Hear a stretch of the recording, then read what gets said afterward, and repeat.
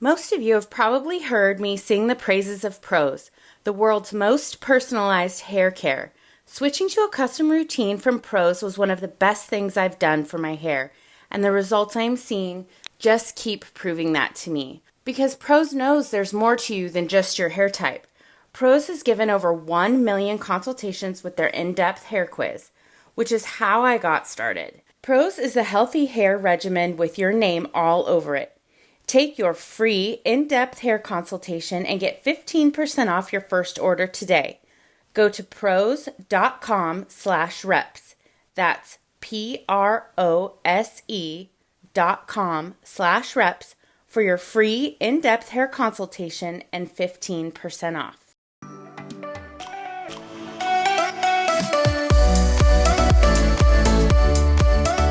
All right, you guys, we have a really awesome guest on the podcast today. Her name is Libby Wilson. She is an MD, Dr. Libby, and she's the owner of Best Life Functional Medicine. She works with 2 different types of groups of patients, men and women 40 and older, who are trying to take better care of themselves, really just trying to be a healthier version of themselves and really feel good in their older ages, because you're not supposed to feel shitty. And then the other group of patients, they are patients of all ages who aren't finding answers to their problems in conventional medicine.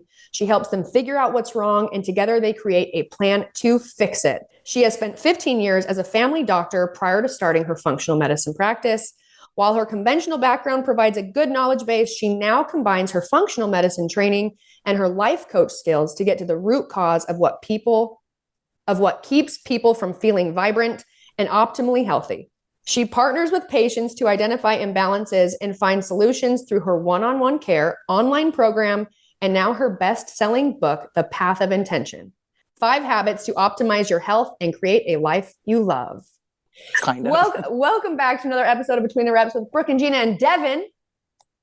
And we have a special guest on. We have Dr. Libby Wilson, and she is the owner of Best Life Functional Medicine. And we're here.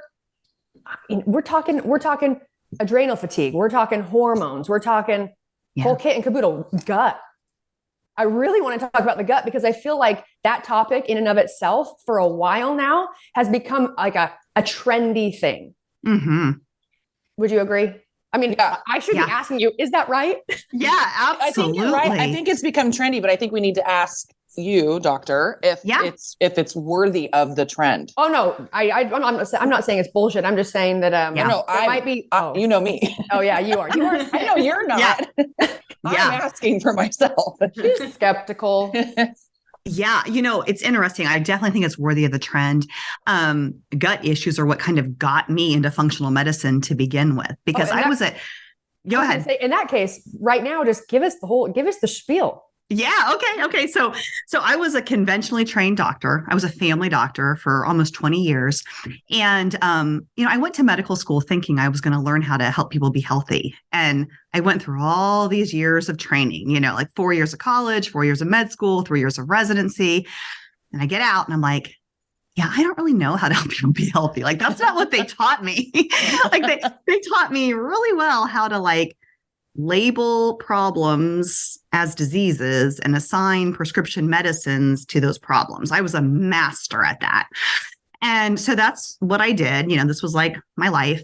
And it wasn't until my daughter started having some gut issues that I couldn't solve as a family doctor that I found functional medicine. So, long story short, she was having stomach issues. I treated her for a while. It didn't really work. I took her to see a family doctor. It didn't really work. We saw a specialist, no answers. And I'm like, there's got to be something going on, And there was, but it wasn't until I started looking deeper at the root causes and looking from a functional approach that I found the answers. And I found them pretty quick and easily. I mean, what happens in your gut is really huge with your overall health. And it really impacts us in lots and lots and lots of different ways. And in my conventional training, my tools were just very limited about what I could do about that. But now I do comprehensive stool testing with almost all of my patients. And I'll tell you what, I don't think I've ever done a test that's been normal. Really? There's just, there's so much. We look at all the bacteria in the gut. There's a whole bunch of good bacteria that should be living there. Like think probiotics, but then there's also a lot of bad bacteria that are living there. And it's kind of like a war going on between the good gut bacteria and the bad gut bacteria. The stronger I think I've felt that war before. Yeah. Yeah, same.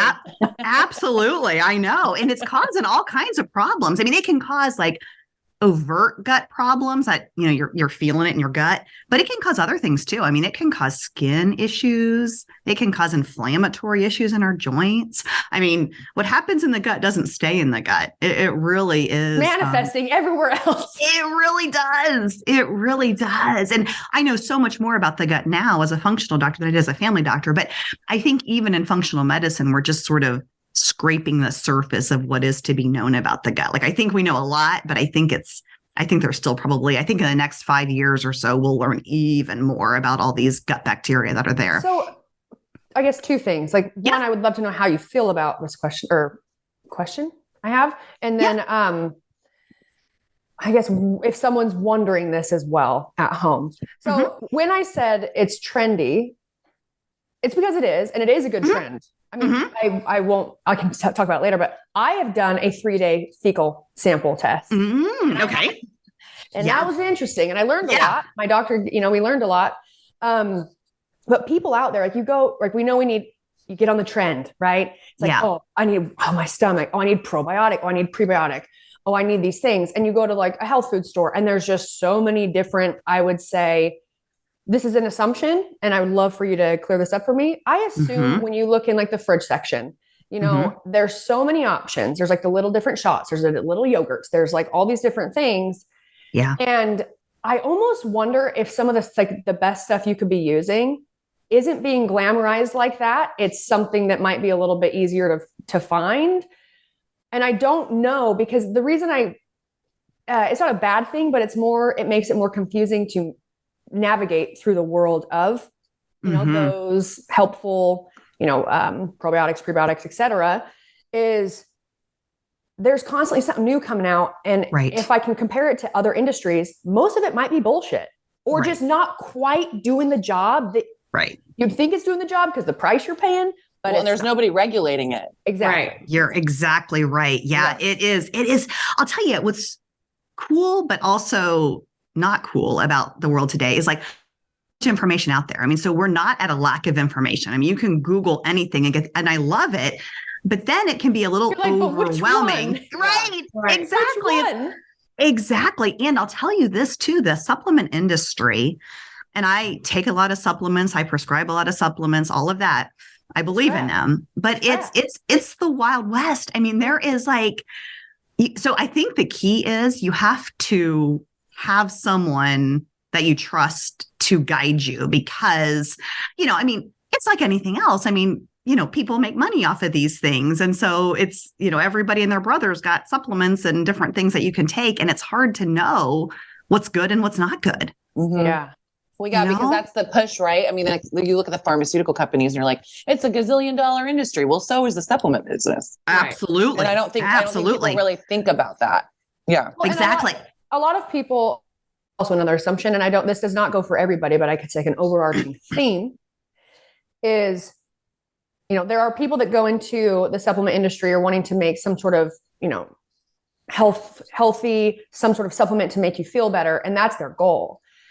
Money does weird shit to people, so you start getting in there and I mean, we know you guys, me and Jeanna and Devon, even just from like getting in the clothing industry or the skincare industry, it's all about profit margins and like it takes a lot to build something new. And so when you're investing and you go to a manufacturing facility, which I have toured 3 of them now, and they've got a cheaper option that does the same thing for so many ingredients. Right. I mean, and that's how they're able to bring that price down. And then they can make a better profit, except for the fact that turns out all those, it's the same thing, different, different ingredient, cheaper is actually nothing that you want to be supplementing with. Right. I think this too, and then, some are more expensive than others. But what's the most expensive supplement that you'll ever buy is one that's crap and doesn't work at all. Yep. So if it's like, $15 versus $30, but it does absolutely nothing. That's like 15 wasted dollars, A red flag I look at, I mean, first of all, I could literally, we all could do this. I could have a little garden in my backyard and grow some herbs and crush them up and put them in a capsule and say, like, this is Dr. Libby's new supplement that's going to like make you 10 years younger. And I could start selling it like that. You know, I mean, please do. Yeah. there's nothing I really have to prove. Now, like the FDA does get involved if like complaints are being made or, you know, so then they start to look at it like, but not before that, you know? And so you got to, as a consumer, it's really hard to know if you're getting something good. There are regulatory standards for some supplement companies that they choose to undergo. It's called the NSF, National Sanitation Foundation. They can they can choose to be regulated by them. And then also, are they adhering to good manufacturing processes? And those are things to look for in a high quality supplement. Another thing that I look for, and this isn't always a bad thing, but oftentimes the word proprietary blend just means a whole bunch of crap. You know, I mean, like buzzword. Yeah, like it just. I mean, you know, this'll get them. This'll get them. What else do we have in here? It's like the whole kitchen sink or whatever. Yeah. Everything but the kitchen sink. Exactly, like rat crap. Yeah, from the warehouse. Yeah, right, right. And I mean, what if it is like, you know, got toxins and heavy metals and all that in it? You're like improving your gut, but you're, you know, but you're also increasing your toxic burden by taking all of these things because it wasn't clean, you know, wasn't done in a clean way. And so it is really challenging. And I've had to learn a lot about that over the last few years as I've transitioned my practice. But it's hard. And you know, and I think what's hard about supplements in general is, you know, what's a good one, like what's a good brand to take, and then like there's so many different things you could take, right? I mean, yes, fish oil, probiotic, multivitamin, magnesium, vitamin D, you know, you can't forget there's just, you could be on like 25 different things pretty easily from looking on the internet and seeing all these different things that you need. And it can get to be a lot. So. And, you know, with all the big new like tidal wave of fitness influencers, you know, who knows? I mean, I stand behind this. I feel like a big majority of them actually have no right to be coaching people. Because food and exercise is medicine, you know? Absolutely. And if you really don't understand certain things, like you really could be doing more harm than good. And for a point to what you said is you could have all these people, right? Like millions of followers. And then the person comes out like, I now have a fitness plan. You guys can look like me. And then they're like, oh my God, what do you eat? What do you take? Yeah. And then they make their own brand and they sell it. And all those people just go, and they're taking all of it. And it's probably proprietary blends. Yeah. Well, and probably I mean, garbage. I think, you know, everybody would like, and I mean, I would too. Like if there's some quick, easy fix, man, that would be awesome. Yeah, I wish. But the truth is there really isn't. I mean, you know, supplements are a nice add-on to a healthy lifestyle, but they are never, ever, ever going to make up for the things that matter the most. Yeah, it's a tiny difference maker, but you have to be doing everything else right in order to like, it's the edge, right? Like in your health or your fitness, it's the edge. Exactly. It's not going to make you. No. It could, you know, it could be worse for you if you don't actually need it, or you know, you're not eating healthy, you're not sleeping, you're not drinking enough water, you're not, you know, your gut's unhealthy. Right. You can't sit on the couch all day, watch Netflix, eat Oreos and drink beer and then take a supplement. Oh, Jeanna, I was just thinking like, oh fuck, she's describing us. I know. It's like, all right, that's it. That sounds like a good anything's gonna work then. That sounds like a yuck Sunday. Yeah, that certainly does. If only it were that easy, right? Oh man, I know. Seriously. If only it were that easy.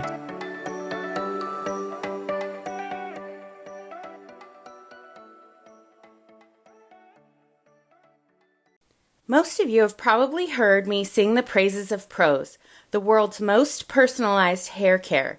Switching to a custom routine from Prose was one of the best things I've done for my hair, and the results I'm seeing just keep proving that to me. My hair has gotten stronger, thicker, more shiny, and more manageable. I absolutely love the customized formulations. They work perfect for me. and the custom dry shampoo is an absolute must. I could not go a day without it. Because Prose knows there's more to you than just your hair type. Prose has given over 1 million consultations with their in-depth hair quiz, which is how I got started. The quiz asks questions about where you live, your diet, your lifestyle, your health. All of those things contribute to your hair health. By analyzing over 85 personal factors, Prose handpicks clean ingredients that get you closer to your hair goals with every wash. My favorite feature is Prose's Review and Refine tool, which lets me tweak my formulas for any reason in case I change up my address, my hair color, or even my diet. As a carbon neutral certified B Corp, Prose is an industry leader in clean and responsible beauty. All their ingredients are sustainably sourced, ethically gathered, and cruelty-free. They're also the first custom beauty brand to go carbon neutral. If you're not 100% positive Prose is the best hair care you've had, they will take the products back, no questions asked. Prose is a healthy hair regimen with your name all over it. Take your free in-depth hair consultation and get 15% off your first order today. Go to prose.com/reps. That's prose.com/reps for your free in-depth hair consultation and 15% off.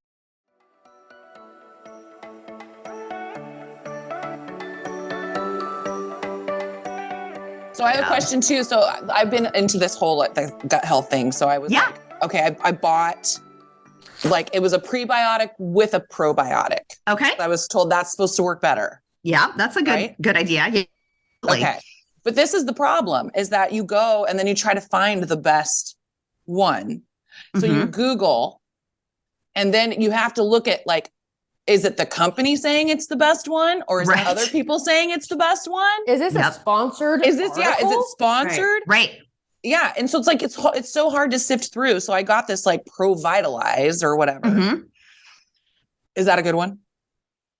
I'm not even familiar with that one, actually. Oh man. Okay. Yeah. I mean, it's not a good one though. The only reason I went on it is because you know how your phone like listens to you. So like as soon as I saw like one ad, it was like, you know, inundating me. Everywhere. Yep. Yeah. Provitalize. And then it was like Menobelly,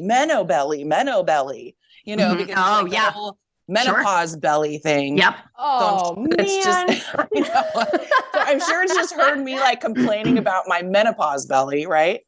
Yeah. So yeah. So it's like, but I, you know, I've been taking it. I mean, it hasn't done like, I mean, it's like telling me that, you know, all of a sudden my stomach's going to shrink. Yeah. It hasn't done that. Yeah.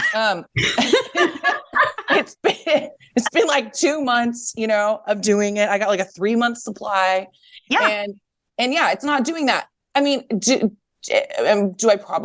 I better for it? Maybe. I don't know. It probably is doing some good. I mean, for sure. And so 2 things I look for is I try to find out if they're NSF certified and if they're good manufacturing processes, which isn't always easy to find. Like you kind of have to Google and search it a little bit. It doesn't even always say it on the bottle, but if you research the brand, those are 2 good things to look for. And then I love, prebiotic with the probiotic. What a prebiotic is that's kind of food for your good gut bacteria. You know, so you're getting good gut bacteria and then you're like feeding them. So I think of it like there's this, you know, good guys and the bad guys in the gut. They're kind of fighting each other. If anything you do to fortify your good guys are going to help to push the bad ones out. So you're not only fortifying them by taking good gut bacteria, you're giving them the fuel for them to thrive and become stronger, which will help push the bad ones out. Okay. So that's a great combination. Yeah, great combination. The other thing I think about probiotics, though, is I never like to take the same one indefinitely. So you switch it up. I do like to switch it up. Yeah, because what they work while you're taking them, and then they usually work for a few weeks after you stop them. But there's lots of different bacteria that are good for you. And if you're just constantly taking the same one, you might be missing some benefits from some other ones. So I do switch it around to time. Is this taking the same? Are you talking in terms of the actual bacteria or food, or are you talking about like brand? Yeah, I mean, more just the actual bacteria and the formulation. So a lot of brands will have a couple of different types. Okay. And, so if you have a brand you love, they might have a couple of different types. Could Do you you have a brand you love? Yeah. I'm What do sorry, you take? Yeah. So I use a lot of what's called Designs for Health is the brand that I've used mostly. Jeanna, write that down. Yeah, Designs for Health. So it is a medical grade supplement company. So they're really, really good. And I'm in the process of I just created my own brand of some supplements that are just supplements that my patients that follow me know, okay, if she puts her label on it, we know it's good stuff. And if they trust me, they trust that those are good ones too. But Designs for Health is what I started with, and they are great. They are really, really, really good ones. Now, so a couple of other good ones. Let me just list a few other companies too. Orthomolecular. I've used some of their stuff. They've got good. I have this drink that I'm not drinking as often as I was, but it's Inflammacor. Okay. I know of that. Yes. Good stuff. Yeah. Isn't it? Yeah. Yeah, it is really good. And for inflammation in my gut. Absolutely. Yeah. Let's see. Pure Encapsulations, another really good brand. Metagenics. There's several that are very highly reputable. I would call them medical grade. They're holding themselves to the highest standards. So would you say that one might be the best rule of thumb for us and for our listeners is if you're looking for something, just check out one of these companies. Don't just go to your Whole Foods. Don't go to your health store, because there might be really good options in there. But so you don't waste your time or money. Just exactly. Companies spend their money on one of two things: either research and development and purity and ensuring it's all good, or fancy branding and marketing. Yeah, I was going to say marketing for sure. And so it's doesn't mean if it's marketed heavily, it's bad. It does not mean that. But, you want this kind that are really spending the money on making sure that the product that comes in the door before they make their supplements is pure, that it's got the same amount and quantities in it that it says on the label at the end of the shelf life when the expiration date is. There's a lot of things that these companies do proactively, they don't have to do, that make the whole process more expensive, that make the supplement more expensive, but you're getting a lot more bang for your buck because it actually works. Right. Yeah. They actually stand behind it. Absolutely. Yeah. Absolutely. So I did my fecal test. Yeah. And it was actually way more positive than I expected. Yeah. You had positive poop? Yeah. Positive poop result. Nice. Very positive. But I didn't expect it. So I basically, brief history. Yeah. My mom's always had a weird gut. So I remember when I was in college, I started having a kind of a weird gut. And I was like, I guess I got my mom's gut. Mm-hmm. Fast forward, certain foods would bother me. And through different, not diets, because the way I dieted was more like lifestyle because I was training all the time.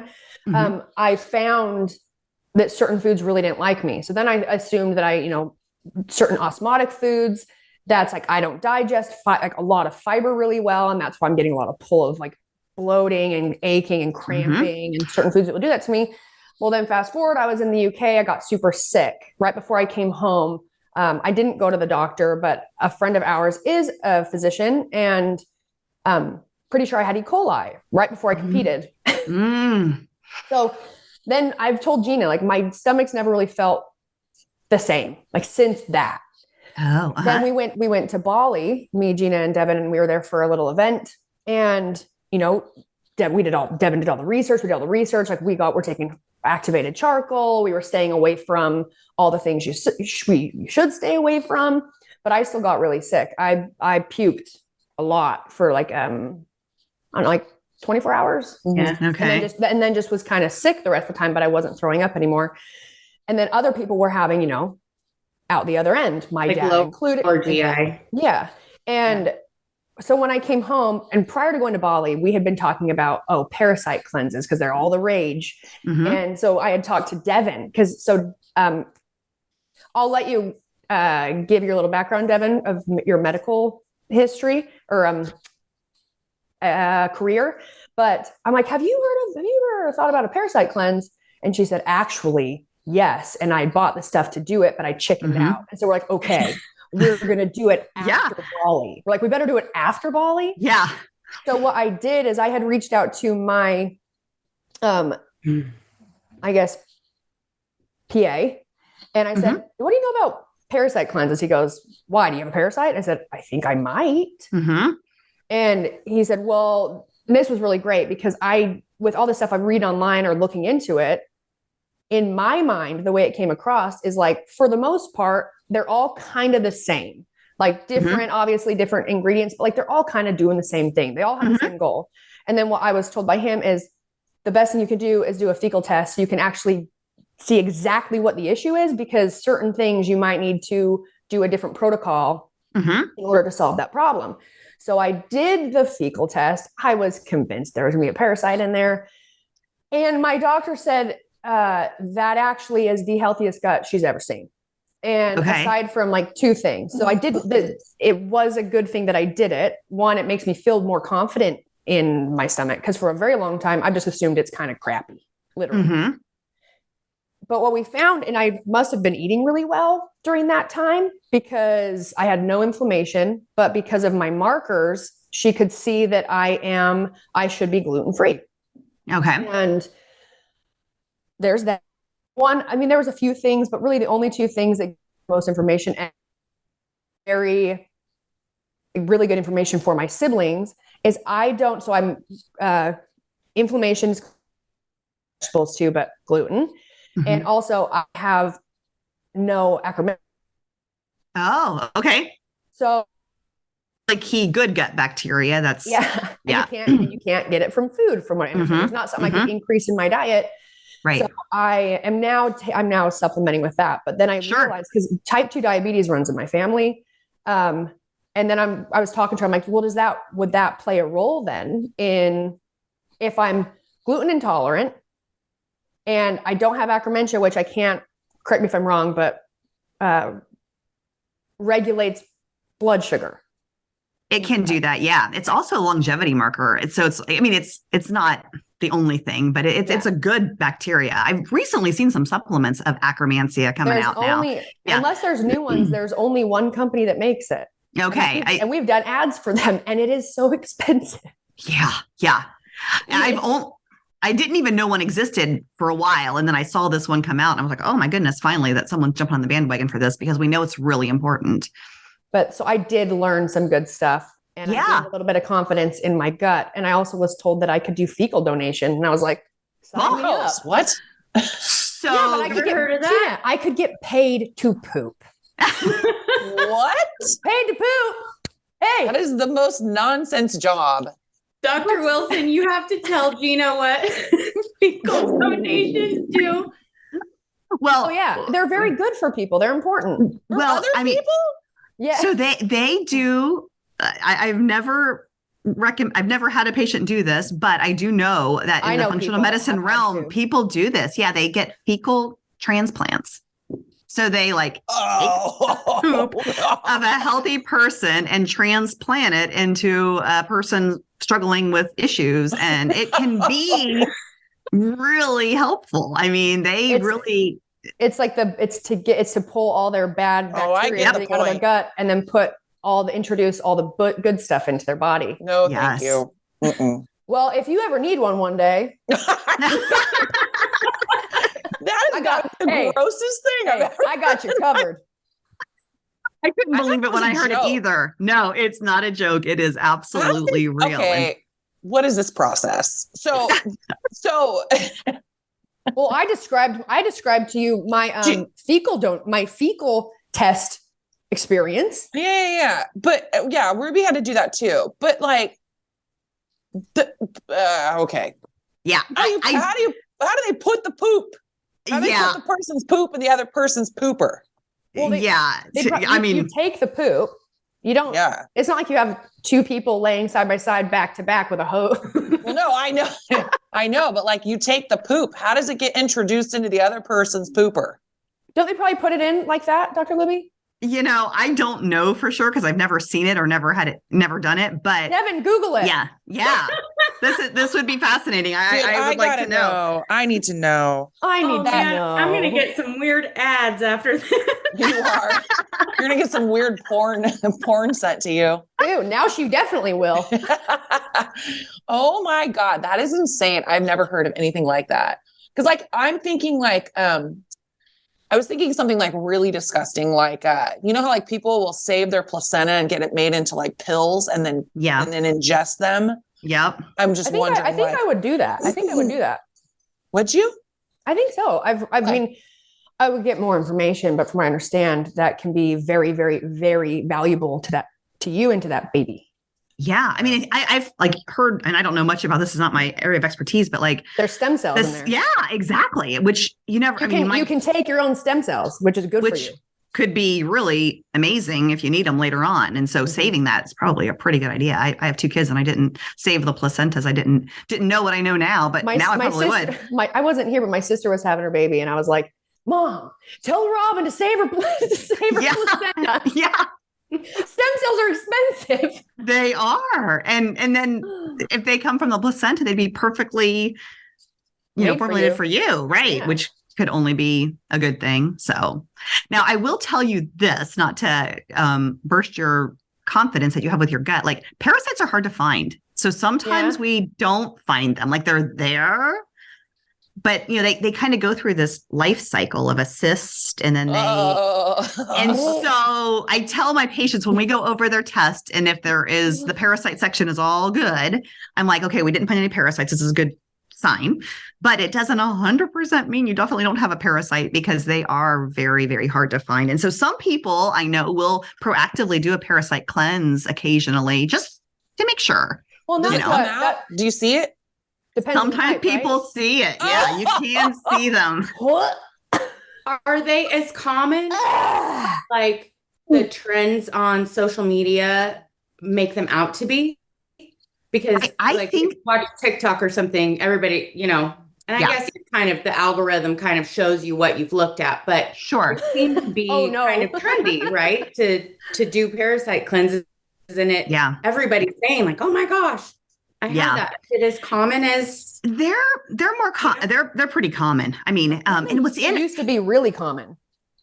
Yeah, I mean, according to my parents, like that was a pretty normal thing. Like we deworm all of our pets. We do that for all of our pets. We eat those animals, and for us to think that we don't have parasites, exactly, probably crazy. Exactly. I mean, I follow some people that I trust that say like probably 100% chance you've had a parasite at some point in your life. I mean, and I would say in the testing I do, I probably find it 20% of the time. So 80% of people I'm not finding it on, but I'm always like, I don't know. I mean, it makes no sense that our animals would have them, that we would regularly deworm them and that we would think, oh, yep, we don't have those.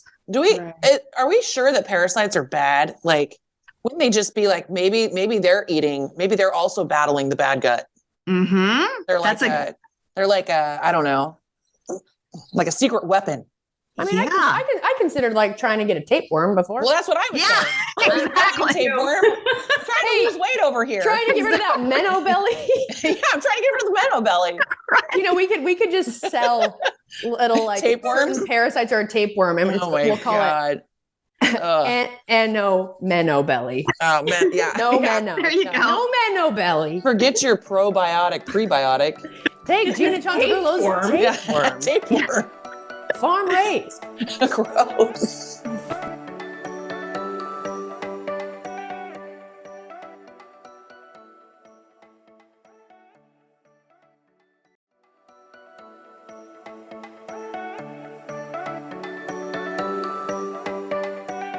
Well, one thing I think about when it comes to health is kind of like the overall terrain of your body. Like all the things you do day in and day out is contributing or taking away from your health. So when you're eating good and you're sleeping good and you're exercising and taking some right vitamins and things like that, you're setting up a healthy terrain. And that's a inhospitable environment for things like parasites to flourish in. And bad bacteria, and so when there is a parasite, sometimes the question is like, why is this parasite thriving in my body? And the more healthy you can make your body, the less of a good environment it's going to be for something like a parasite. Got it. Does that make sense? Mm-hmm. Yeah. So they're not good. They can never be good. They're they're not generally good. They're generally causing bad. Yeah, they're generally causing lots of inflammation. And then I also think about it like this, like if there's a parasite living in your gut, then your immune system is sort of exerting energy trying to rid of it. And you want your immune system to be on heightened alert for all the other things that come your way. Right. You know, it's kind of like wasting resources on it is the way I think of it. I saw another thing because, you know, that like we were saying, this gut health is like such a buzzword out in the health industry. But it was saying something about, about it affecting mental health. Yeah. Is that true? Yes, absolutely. Okay. A lot of our neurotransmitters, you know, like the serotonin, dopamine that keep us feeling really good and on our A game, those are manufactured in the gut. And so if you don't have a healthy gut, that can absolutely affect your brain. You know, we always thought it was, I remember when I took my daughter to see the specialist before I learned how to fix her as a functional medicine doctor, took her to see a gastroenterologist, a pediatric gastroenterologist. He spent an hour with her, blood work, stool samples. They called me a couple of days later. They said, guess what? It's all normal. She needs counseling, you know, was the diagnosis. I'm like, she's a little kid. She does not need counseling. I'm not opposed to counseling. I think it can be amazing, but that was not, I knew in my gut, not the answer. But, so we think of it the other way. We're like, oh, you're having stomach issues. It can be because you're stressed and anxious and depressed, and that's causing stomach issues, which it can. I mean, we probably all experienced that before where you're feeling really stressed and nervous and anxious about something and you know, get an upset stomach, but it can absolutely happen the other way around. The gut is what's causing more of an emotional kind of a distress. And I think that's probably even more common than the way that we're more familiar with it. Yeah. Interesting. Yeah. So was your daughter, was she having, I mean, not to, if this is too personal, was she just having like a lot of stomach issues, like pain and stuff like that? Because my son went through that. Yeah. He would be like screaming. Yes. And I would be like, oh my gosh, like, I kept thinking his appendix was bursting or something. So we kept going to the hospital. Yep. And he kind of grew out of it, but they kind of said to me, oh, well, I remember this one doctor told me that if he was having a growth spurt, that his insides hadn't caught up. So like he was basically like eating so much food because like he was growing, but then the rest of him hadn't caught up. And that's what was causing the problem. And I was like, that sounds like weird, a conventional medicine answer. You know what I mean? I was like, okay. I would have said too before I knew better, but like, yeah, she was happy. She was little. I mean, we're talking like elementary. Okay. They're teenagers. Stress and all of that, but when they're that little, they're not like super stressed, right? Like they're just go to school, come home, play with their toys. Like life's good, right? Yeah. I got shingles in like 6th grade. Really? Yeah. That is unusual. Weird, right? Weird. I had chicken pox. I think it was 6th grade. I had to go over to a friend's house. We were all my dance friends, and totally fun time. And woke up in the morning, and I was like burnt rash or something on my back, on my shoulder. And I went home. My mom took me to the doctor. Then they're like, it was shingles. My God. My doctor was like, have you been really tested? And I was like, we're testing in school. Yeah. Yeah, that's bizarre. Like really weird. That is, I mean, I don't know that I've ever seen someone that young. Like that's not common, you know. I mean, used to see old people all the shingles, and even like, you know, I'm in my late 40s, even about my age, you'll start to see it sometimes. But like a little kid, that's pretty unusual. You're a weirdo. You know what I think about stress though, too? I mean, there's people, like when it comes to stress, we all have stress, right? But there's people who like at the very littlest inkling of stress, they like just break down mentally, like immediately. Like they just can't handle a ton. And there's other people who can handle a lot. You know what I mean? So there's just thrive. Yeah. But like, I think internally, like, it's like eating at them maybe, but like they don't let it stop them. They're just like, oh yeah, I'm going to keep going. And then sometimes I'll see things manifest and like the toughest people, like it will manifest more physically because they're maybe not letting it out, you know, maybe that's full meltdown. Yeah. Yeah. Like it does, like there's no like actual full meltdown. It's like they melt down because they're just holding it in so well, you know? Yeah. It's crazy. It's crazy. Yeah. But yeah. And you know what she ended up having? I wonder, with your son. So she had these like intermittent bouts of abdominal pain, and it would kind of come and go. I mean, there'd be weeks where she wouldn't have it at all, maybe even months. And then there would be like several bad days, and it would be like, it'd be super severe. Yeah. And I was like, oh, it's irritable bowel. It's irritable bowel. It's irritable bowel. That's what I thought it was. And I gave her medicine for it and it didn't work. And I thought, well, I don't know, maybe it's something else. But then she'd have such long periods of being great that I'm like, it can't be anything that serious. But what she had was SIBO. Have you heard of that? I have heard of that. Small intestinal bacterial overgrowth, which, you're supposed to have a ton of bacteria in your large intestine, but you're not supposed to have a lot of bacteria in your stomach and your small intestine. But her bacteria had kind of migrated up into her small intestine. And that was like digesting her certain foods really rapidly, which was causing things to kind of transit through. And it was funny. We couldn't quite figure out what food was triggering it because it wasn't that obvious, but it was different carbohydrates and things were getting fermented and broken down too quickly, and then causing this bloating and abdominal pain. And with a couple of supplements and some dietary modifications, it went away, and she's 100% fine now. And it was getting so bad that I remember she had an episode when she went like on a little overnight thing with some of her friends in like the 4th or 5th grade, and she had it happen there, and she was like, "I am never leaving home again." Yeah, like, horrified. Yeah, never. It would be awful. Like, yes, by your side for the rest of your life because I am like afraid. And so that's when I was like, okay, I got to figure this out because this is impacting her life. And now she's 16 and oh my gosh, like she's always on the go doing all the things. And I'm thankful that her gut no longer slows her down. So how did you know what to give her? Like, was it just like a probiotic or something like that? Because my youngest daughter she just had a colonoscopy recently. Yeah. And she's having all sorts of issues also. So it's she also eats like crap. She has been terrible. She's eating a lot better now. So she's like doing like a lot of like meal prepping and stuff like that because she has to, because she's just a mess. So, but she's still having issues with it. They told her that she had, oh man, what's the thing? Not colitis, but it's like, what's the thing? Diverticulitis. So it's not litis. Osis. Diverticulosis. Yes. Okay. What is that? Yeah. So diverticulosis is when you have like little outpouchings off of your colon. So your colon's supposed to be this like nice hollow tube, but you can get these little diverticuli that kind of come off there. They alone are not a problem, but if that little outpouch gets clogged with something, then it can become inflamed and can really cause they were problems. saying like no seeds, she can't, there's like this whole list of things that she can't have.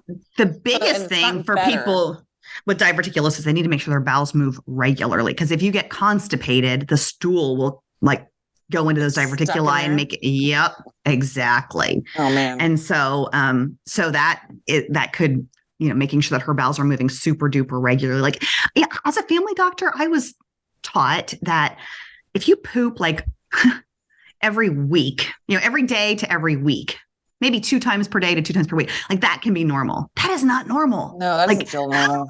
Your bowel's got to move every day. I mean, that's they should be, and for true health, they need to be moving every single day. But for SIBO, for small intestinal bacterial overgrowth, there's something called the low FODMAP diet. That was the diet that I went on when I was having so many issues.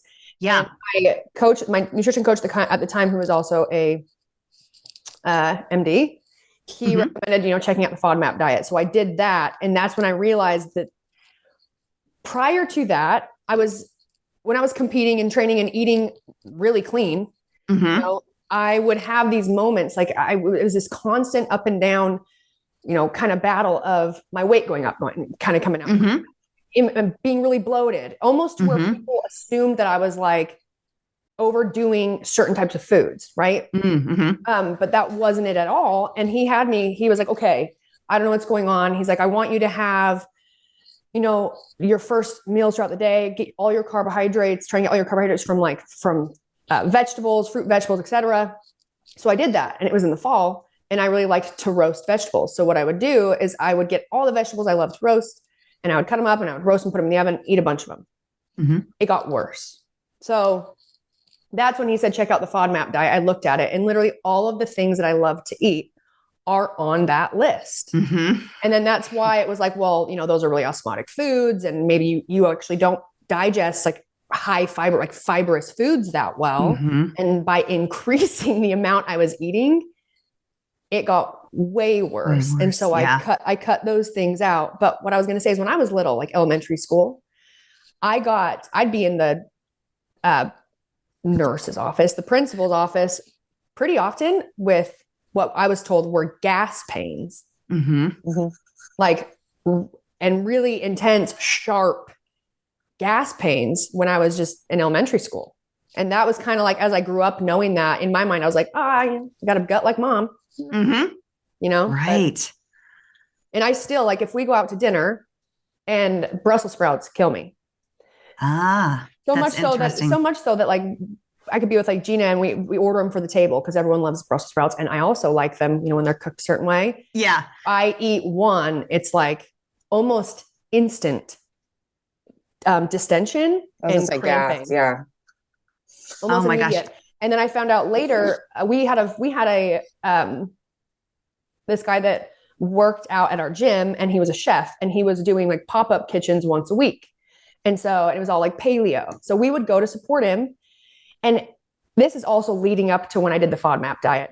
Every time we went, and it was like vegetables, meat, it was really clean, right? Mm-hmm. But every time I went there and ate with my friends, I would leave in so much pain, I couldn't stand up straight, like in my stomach.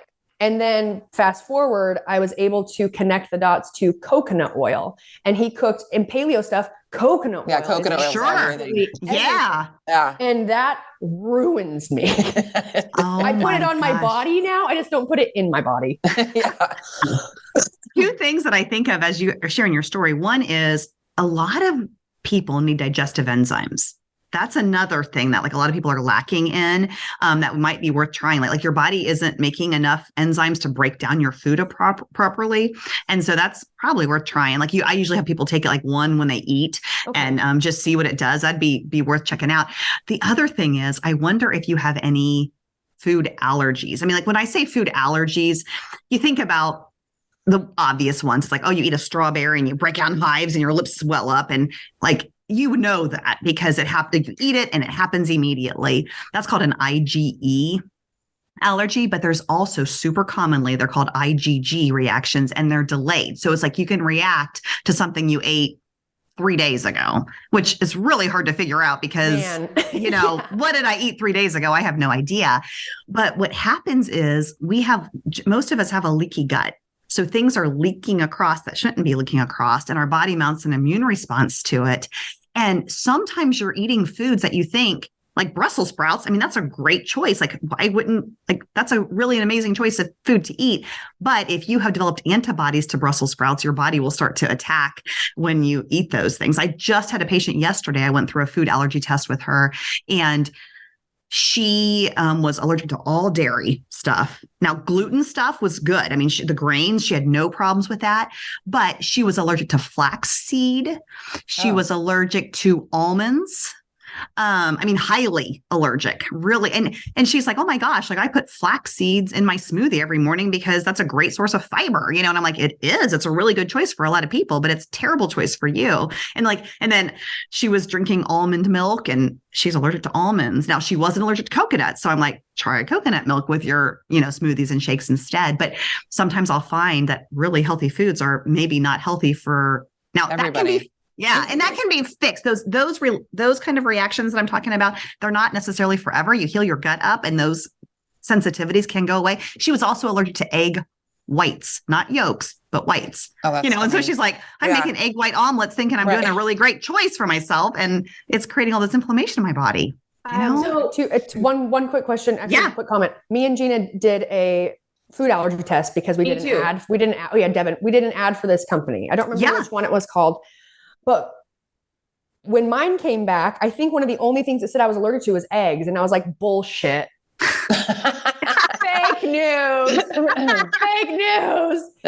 But because of that, and because of you mentioning your patient and doing her testing, I've heard conflicting theories on food sensitivity tests and that they truly can't almost like you can't quite trust them all the way. Is that true? Or does it depend on what type of test you do? It's kind of like the supplements, there's good tests out there and better tests and stuff too.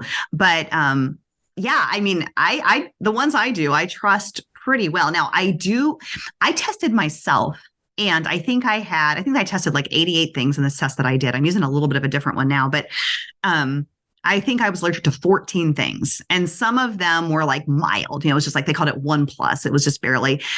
And then I worked on healing my gut, and I retested it, and I was allergic to 9. So 5 of the 14 had gone away. And of the ones that remained, they were much less. And I'll be honest, I was sort of like a C patient. like I didn't do exactly what I was supposed to be doing. So I'm like, I need to, but like glutamine powder is one of the keys to healing leaky gut. Glutamine, it's one of the amino acids. I mean, it's really essential for healing up that gut. And so taking glutamine, will really help. And I see egg allergies a lot in people. I was allergic to eggs as well. Now, I didn't avoid them completely, but I did try to avoid them for a while and take glutamine, and then I retested. I'm pretty sure that the egg had gone away when I retested. But it's super common for a lot of people to be allergic to eggs, and I believe it. It's not like you're not like allergic, like you're gonna die from it, but it's just creating inflammation in your body, and your body's reacting to it. Sometimes that makes you want to die. Yeah. So, when all of a sudden you're like, oh no, what's going on? I can't fit in my pants, and my stomach hurts, and my belly's out to here. Right. And I exercise every day, and I eat really well. It's like, man, okay. On that note, anyone listening that you've found that you've experienced something like that, because it can be was for me, so unbelievably frustrating. Yeah. Like, I don't get it. I was so upset and irritated. Like I train, I follow a program, I eat well, I sleep, I don't go out. It's like, I'm not drinking alcohol all the time. Like, I'm literally doing everything I should be doing to be healthy. And I'm like falling apart. Yes. Those are the exact patients I love to treat, because I think that's an underserved population in medicine. It's like, I mean, I can't tell you how many people used to come to me as a family doctor, and they were like proactively taking care of themselves. And they'd come in for a physical. I listen to their heart, lungs, look in their ears, look in their throat, check some routine labs. And I'd be like, you're doing great. Keep it up. And they're like, really? Like, I mean, there's no major disease going on here. I'm glad I don't have cancer. I'm glad I'm not dying. But you're telling me there's nothing more I can do to like up-level my health and feel better, despite of all these things I'm already doing on my own? I mean, like, when you're crushing it like you are, you should be feeling amazing. Not just okay, right? Yeah. Right. Don't you think people start to like I just kind of accept that it's normal. Right. And when you're kind of like, well, I've never been this age before. Maybe this is just what it feels like at, insert your age. Yes. Jeanna experiences that. What do you say, Jeanna? You're like, we've been talking about it for years. Yeah. As you get older, sometimes you hit an age where you're like, well, this is what it is. It's like, no, it's like, well, shit, back to the drawing board. Yeah, back to the drawing board. Yeah. Right. You say that a lot. Not sure how to handle this, or like, Jeanna's really, she's experienced a lot of things that she's also then shared with me, right? Mm-hmm. Like, almost like she warns me. And says, no, don't do that, because it's going to go straight to there, and you do not want to go there. Exactly.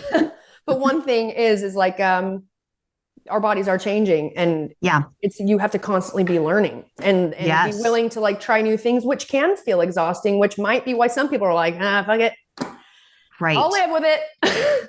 Yeah. I think there's truth to 50 doesn't feel like 20, and it probably never will. But I also think our bodies are designed to feel pretty good. And when they aren't, there is a reason. And oftentimes just the regular medical setting isn't equipped to find those reasons. And, but yeah, I think we should feel good even as we get older. I mean, and some of it has to do with keeping those hormones balanced, and keeping our gut in check, and keeping our mitochondria working like they're supposed to. I mean, all of those things make a difference. I was somebody who in my early 40s, I'm 48 now, early 40s, I had a physical by my primary care doctor, and it was perfect. Everything was good. I was kind of thinking maybe my thyroid was off, because I was more tired than I used to be. Now, not so tired that I wasn't doing it all. Like, I was getting up every morning. I go to CrossFit and work out, and then go to work, come home, get the kids off to school, go to work, see 30 patients, come home, but then when I came home, I was like, sit on the couch and I'm like, I do not want to get up on this couch. Yeah. Done. And it might be like 5:30, 6 o'clock at night. Like if they had practices or something, I'd get them there. But if I didn't have to do anything, I was like, thank God, I can put my pajamas on and sit here and stare at the wall. Yeah. And I thought, this is not living, I mean, right. I don't just want energy to be able to go to work and like do all the have tos of my life. I want to like have the energy to do the things that I want to do. And so as I was learning functional medicine, one of my first assignments in this mentorship program I was in was to test my adrenals and then come up with a treatment plan for you. Like, so I was the doctor and the patient basically. And after having this normal physical, everything's perfect, don't do anything different. My adrenals were super shot. I mean, like I look at a lot of people's adrenals and mine were almost one of the worst I've ever seen. And it was just, I was pushing all the time. And you know what happens when that happens? Your sex hormones, whoop, they go down the drain, and your energy your overall happiness and outlook in life kind of goes down. And so I was somebody who was, and then I tested my gut. I had a parasite in my gut. I tested my mitochondria. They were super shot. Like all these things were wrong with me, but I was told that you're great. Well, yeah, because I mean, if you said that to anybody else, like, I mean, especially like any moms that are out there, anybody that's busy, like obviously after you've listed all those things, someone's looking at you going, well, yeah, duh, you're tired. Mm-hmm. Like, right. Like, of course you're going to be tired. Like to the idea that there's something that you could do to feel better kind of just seems like ridiculous, because everybody's kind of in this rat race and, and the mom brain and the tired and, all that kind of stuff, trying to wear all the hats, so you just start to accept like, oh, well, that's just, that's just, and it's like we were saying before, like, oh, that's just this age. Yeah. Oh, that's just this lifestyle, Right. And I will say this, like, it's super common. Like, I think people hear that story and they're like, yeah, that's me too. Mm-hmm. But just because it's common doesn't mean it's normal. Mm-hmm. Or that it has to be accepted as like, well, my best years have passed me by and this is just what it's like forever. That's what I've been doing. Yeah, I know. It's like, and I'll tell you what, I think when I started treating my adrenals, the reverse of the placebo effect happened. You know how like you give people a sugar pill and they all of a sudden get better, they believe they're going to get better. And so they do. I was like, this is never going to work. Right. So like conventionally trained, I was kind of believed that natural stuff, it's fine if you want to take it, but it's kind of a waste of money. I was really like, that was the indoctrination camp I was in from the training that I had received. So I was like, this is probably never going to work, but I'm like, I have no other answer. So I'm just going to take these supplements for a little while and see. And I couldn't believe a month later, I was like, oh my gosh, like I am starting to feel better. Like I really kind of perked up. And then I was afraid to stop anything because I was, afraid of going backwards, but it got better the next month and like it kept getting better.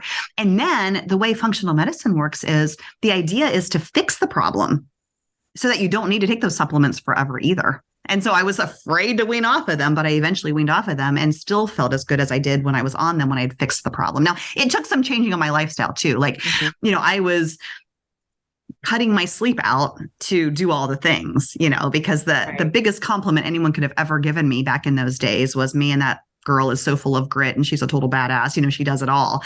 And I had to realize like, yeah, maybe I don't want to get up at 4:30 in the morning and go to CrossFit and go see all these patients and then run the kids and then only get like 5 hours of sleep. Maybe that's not so good for me. It was sacrificing one really important health habit, sleep, to get in the exercise. And they're all important. I don't want to not exercise, but I no longer want to just deprioritize something that's so critically important for my health. So I have changed my lifestyle a lot too. But yeah, I think it's common, but not normal to feel like super drained and just super like you're burning the candle at both ends. Yeah. My candle's been burnt all the way down. Down to the nub. Yep. We don't need to get into it, but I've been I don't know, Jeanna, since before I got divorced until I feel like it's gotten worse over time though. No, it did. Yeah. It did get worse. I've been in rough shape, but I'm feeling better. I'm on the up. It's only just taken like 3 years to do it. Yeah. Yeah. A little bit of self-care in there. I mean, sprinkle that in. And just in the topic of like stress, you know, someone told me once, and it makes a lot of sense. Like, we human beings, we weren't meant to endure as much that we do. Absolutely. And then you could add all the other stuff too, you know, like how even just, you know, big pharma, big food, big all this shit has also made it even harder for our bodies to function the way that they should, because we have passed down chemicals and you know, all these gene changes that you don't know you're doing because it's the product you're using or putting in your body, and you think that they're good for you, and then all of a sudden they're not good for you, but it's too late, and now you've passed it on to your kids, you know. So we really are in quite a spider web of bullshit. But when you're I also loved to hustle, you know, I'm motivated, and I was doing stuff all the time. And then I went through the first big explosion in my life, which was my divorce, and it fucked me up. Yeah. For a couple of years, and Jeanna and Devon can attest to that. And then fast forward, feeling better, and then was dealing with a bunch of hormone stuff. Couldn't recover. So tired. I, you know, fast forward, found out there was at one point when I had 0 cortisol in my test, and my doctor said, I know that you're making it or you would be dead. Yeah. But I had exerted this is before my divorce, but I had been, I'd been living in such a high stress situation for so long. Yep. And I didn't know that because I was, you know, I'm strong. Yeah. You know, it's like, and that I had pride in that, in my ability to absorb other people's stress, or I'll be the bigger person because I can take it. And then fast forward, can't take it. You know? Yeah. But it has been, like you said, you know, something that has been frustrating when I was the worst is it is a slow process, and it needs to be, right? Especially working with like women's hormones. There's so many different things and levels and all this stuff. So it's taken a long time. It's taken over a year for me to feel like I'm feeling better. Yeah. But now it's like, okay, now I'm feeling better. Let's keep this going for a little while. And then the goal is to start finding things I can start adding and introducing into my routine or my diet or whatever, to sort of pull back on the supplements that I've been needing to get me to anywhere close to something similar, looks like homeostasis. Yes, absolutely. You know, I had this thought recently. I was thinking about being fit and being healthy. And they're not always the same, because I'm wondering if, like, as you were going through some of this, like, you look super fit, but like inside your body is like dying, you know, like it's screaming like, help, you know? So it's they're not always the same thing. Sometimes we have to like step back a little bit to allow our body the time to heal. And you're absolutely right. Our bodies were not designed to handle the chronic stress of our world today. Like, they are designed to handle acute stress. Like, if you're out in the wilderness and a tiger is chasing you, that cortisol response is perfect to help give you a better chance for survival, I guess. But the stress that I feel most days has to do with like finishing work on time to pick up my daughter from basketball practice, and then like making sure I get the present for the birthday party this weekend for her little friend, or like all these like little things on top of all the other hats that I'm wearing kind of stress me out. But then on top of all of that, emotional stress, there's dietary stress from our foods that we're eating. There's toxic stress from the environment and the things that are getting put on our skin and into our food sources and all of that stuff. And all that just kind of adds up. It's like we got this bucket of stress that we can handle. Overflowing. And and when it's overflowing, your cortisol, just like low cortisol is bad sign. You know, when the adrenals start to shut down, the cortisol actually goes high. Our sex hormones get shut down and our cortisol goes high. But then over time, it starts to fall. It falls to normal, and then it falls to low. And so when it's low, I see a lot of patients with cortisol all over the place, but I'd say only 10% of them are low. So if you were low, that tells me how bad your adrenals were and how bad all that stress. I know that Jeanna's got to go pretty right sorry. now. But what I was going to say is, because you were talking about the gut and et cetera. When I first started working with a new doctor over a year ago, I found out that I had no serotonin, dopamine, or melatonin. Yeah. So hard to feel good without those. Are you even human anymore? Honestly, no. What are you? I don't know, but guess what? What species are you? I'm a farm animal. You're an alien. Maybe my gut's really healthy because I'm constantly breathing in, cow manure and horse shit because I'm working. Yeah, you're just doing doing your own poop transfer or whatever whatever the hell it is. You're breathing it in. Yeah. Just swallowing all. I could just offer, oh my God, Jeanna, new business idea. We have a little farm, right? And we offer, people pay to come in and just like take in breaths. Yes. There you go. For their gut microbiome. I say we could just, put it in jars. Put it in and send it to people. I'm pretty sure, pretty sure people have like OnlyFans and do that crap. Like put a fart in a jar and then, money for it. I mean, why not? A fart in a jar. Okay. Yeah, fart in a jar. Wouldn't surprise me. It's really disgusting. All right. Well, really, really quick. Yeah. It has been great having you on. Yeah. Oh, it's been fun conversation. I've really enjoyed it. We would love to have you back so we can talk about even more stuff that you have spent a lot of time digging into and researching and understanding because that helps us. Absolutely. I would love to come back. But for everyone who's listening, can you just let them know where they can find you and definitely all the social media or websites and then for sure for your practice? Yeah, absolutely. So I'm Libby Wilson. I'm on Facebook, Best Life Functional Medicine. I have something called the Best Life Challenge, which is a free Facebook group on Facebook. And my website's bestlifemedicine.com. I also am a new author. I wrote a book recently. I co-authored the book with the owner of our CrossFit gym because CrossFit really ascribes to the 5 factors of health. I mean, this is a Ben Bergeron thing that I've heard him say. It's diet, exercise, sleep, relationships, and mindset. That's exactly what functional medicine talks about too. And so we wrote a book called The Path of Intention, and it's 5 habits to optimize your health and create a life you love. And it kind of helps guide people through the health and wellness journey. So that's been really fun. Where can that's on Amazon.com. Okay. Yep. So if you just Libby Wilson, The Path of Intention or The Path of Intention, it'll come up. So yeah, I would love to connect with any of your listeners and I'd love to come back and talk more things. We could certainly keep talking. We could talk hormones and mitochondria, all kinds of stuff. I definitely want to talk all those things. Yeah. We're only shutting it down because Jeanna has to go are you going to work? I gotta go to work. Oh, man. I know. Who works? I know. So stupid. All right. Oh, yeah. This has been so much fun. Thanks for having me. You're welcome. You're back. Devon will reach back out or I will, or one of us will, because we'd love to have you back on. Oh, thanks so much. Take care of yourselves. All right. Thank you. See ya. Take care. Bye-bye. Bye. Bye. Well, that was fun. That was super fun. Learned a lot. I just the poop transfusion still got me. Oh, transfusion. They do it by colonoscopy, Jeanna. I looked it up. I knew it. Okay. Yes. Thank you, there. Devon. And as they're pulling it out, they put the poop in. So it's like a so they take your poop. Whoa. Well, they're taking your poop out and they're pushing the new poop in. And they put a tube in and they push the healthy poop in while they're taking the tube out. All right. So if you ever need one, Brooke, I'll give you free poop. They come up with what the fuck?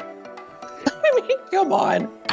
Oh man. Okay. All right, guys. Well, now you've heard it here. I feel like you've heard it here first. You heard it here first.